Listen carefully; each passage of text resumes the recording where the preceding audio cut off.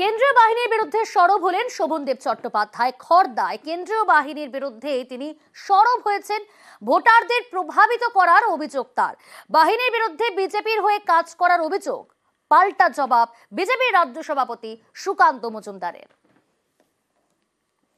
সকালবেলায় গ্রাম থেকে ফোন করেছিল যে প্যারামিলিটারি লোকেরা গিয়ে লোকের বাড়িতে কলা নাড়ছে। কেন নাড়বে? ওদের কোন ক্ষমতা আছে? লোকাল পুলিশ সঙ্গে নিয়ে যেতে হবে। ওরা হট করে একটা বাড়িতে ঢুকতে পারে না। এ ধরনের কাজ করে একটা প্যানিক করার চেষ্টা করবে, কিছুতেই কিছু হবে না। বিজেপি করছে, আবার করবে। দেখুন, কেন্দ্রীয় বাহিনী চমকানোর কাজ করে না। কেন্দ্রীয় বাহিনী মানুষকে আস্থা যোগাচ্ছে, ভোট দেবার কথা বলছে। কেন্দ্রীয় বাহিনী থাকার ফলে শোভনদেব বাবুরা যে চুরি চামারি করে সেগুলো বন্ধ হয়ে গেছে। তার ফলে ওনাদের এত রাগ।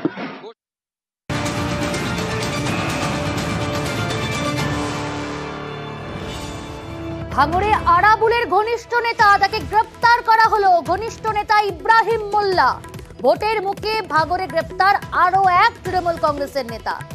ভাঙড়ের ছয়ানি থেকে তাকে গ্রেপ্তার করা হয়েছে। ইব্রাহিমের বিরুদ্ধে খুনের ছক কষার অভিযোগ।